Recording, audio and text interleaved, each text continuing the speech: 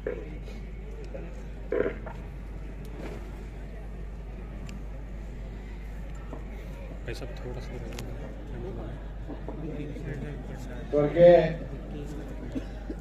भारत के वीर सपूत, वीर स्वतंत्रता सेनानी नेताजी सुभाष चंद्र बोस के 126वीं जयंती के उपलक्ष्य में टोहाना के अंदर इस मधुर मिलन समारोह में आए हमारे बीच प्रदेश के मुख्यमंत्री श्री मनोहर लाल जी, जननायक जनता पार्टी के प्रदेश अध्यक्ष सरदार निशांत सिंह जी, कैबिनेट में हमारे साथी, आपके सुख के साथी विधायक देवेंद्र बबली जी, सांसद सुनीता रुगर जी, हमारे बीच में फतेहाबाद के विधायक गुलाराम जी, रतिया के विधायक नापा जी, हमारे दोनों जिला के अध्यक्ष सुरेंद्र लहरा जी, बलदेव सिंह जी, हमारे बीच में मौजूद डॉक्टर शिवाज,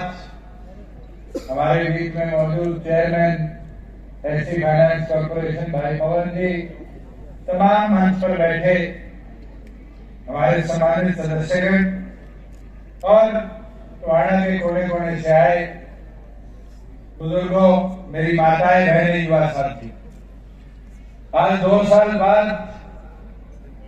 इस मधुर मिलन समारोह में आपके बीच में दोबारा आने का मौका मिला और खुशी हुई ये देखते हुए कि क्षेत्र कोरोना की महामारी की बात भी कैसे प्रगति के पथ पर है। आज 250-250 करोड़ के तो माननीय मुख्यमंत्री जी ने शिलान्यास किए, ये दर्शाते हैं चाहे वो पीने के पानी की व्यवस्था हो, चाहे हमारे बीच में इंडस्ट्रियल ट्रेनिंग इंस्टीट्यूट हो, सड़कें हो, हर प्रकार से हरियाणा सरकार ने टोहाना को आगे तरक्की के पथ पर ले जाने का काम। और एक चीज जो परसों ही बहुत लंबी मांग को हमने पूरा किया, वो आपके बस स्टैंड की जमीन खरीदने की बात। मुझे याद है 2 साल पहले आया था जब बबली जी खड़े कह रहे थे कि बस स्टैंड बना दो, बहुत लंबी मांग है, 15 साल से पेंडिंग। और मैं सीएम साहब का आभार प्रकट करूंगा कि परसों जब ये मांग आई तो ये भूमि के अंदर जब हम खरीदने का काम कर रहे थे, कहा कुछ हो जाए, मैंने परसों उद्घाटन करना है, इस जमीन को खरीदने का काम कर। खुशी की बात है कि आज उसकी शिलान्यास का पत्थर रखा गया और उसका लाभ पूरे इलाके को मिलेगा। साथियों, एक चीज और जरूर बोलना चाहूंगा कि आपके गांव में बड़ा सुंदर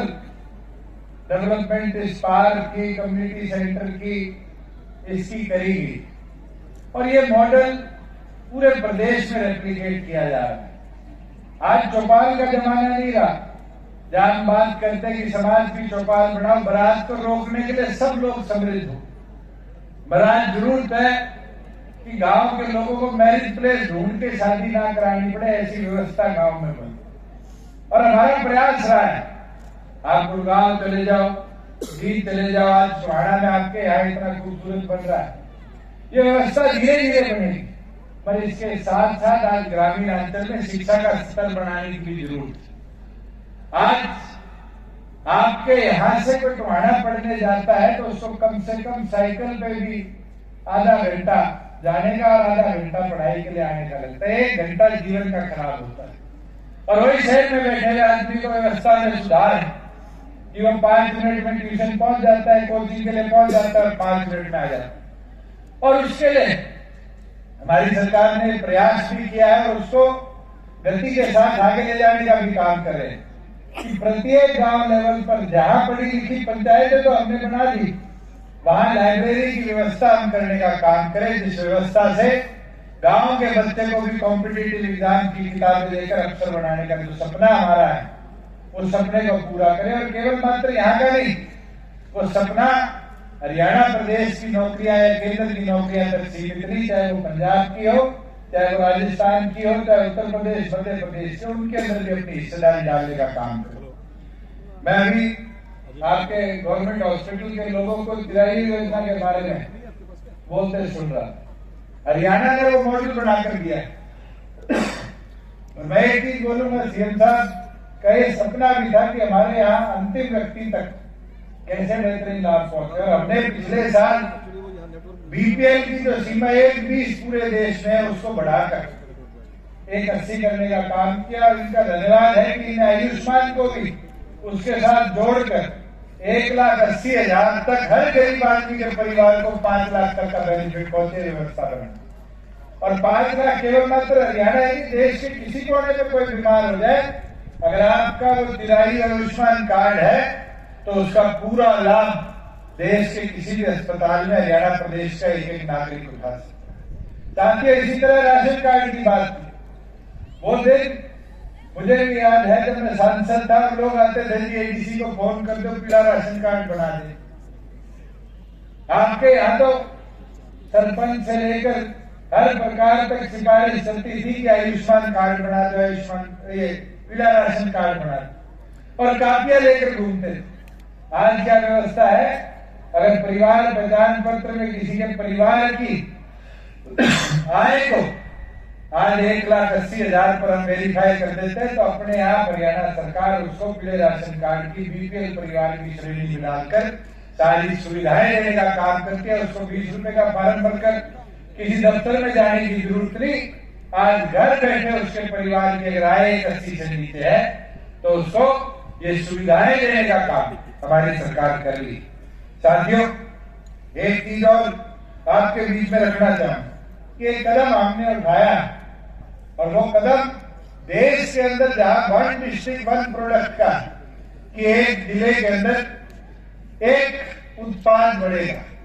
वहां हरियाणा इकलौता राज्य है जिसने देश के अंदर एक मॉडल बनाया कि हमने 140 ब्लॉक, अब 142 हो गए, 142 के 42 ब्लॉक्स के अंदर 142 वस्तुओं को कैसे निखारा जाए, बढ़ाया जाए, उसके ऊपर काम करना शुरू किया। और मैं तो आज आप सारे हल्के के साथ ही आए, मैं तो आपसे आग्रह करूंगा कि सरकार को 50 एकड़ 25 एकड़ इकट्ठी करके दो कि आपके जाखड़ ब्लॉक हो, टोहाना ब्लॉक हो, 2 उत्पाद की पहली इंडस्ट्री में फतेहाबाद जिले में लगे तो आपके इस इलाके में लगाने का काम। आज बड़ी वस्तुएं बनाने के लिए मारुति टाटा बिरला को लाने की जरूरत नहीं, दिन प्रतिदिन गांव से चीजें उठ के शहरों की ओर जा रही। मैंने एक दिन उस पर देख रहा था अमेजोन पे, और अमेजोन पे लिखा हुआ था 140 रुपए में क्या चीज बेच रहे हैं, 100 गोसे। और तो नहीं ये उत्पाद भी शुरू कर दिया, मगर वो एक स्टार्टअप कि गांव के उत्पाद को कैसे मार्केट मिली, ये डिजिटलाइजेशन का फायदा। और पद्मा का भी ये सपना है कि हम common service centre, common packaging centre सरकार की तरफ से बना के,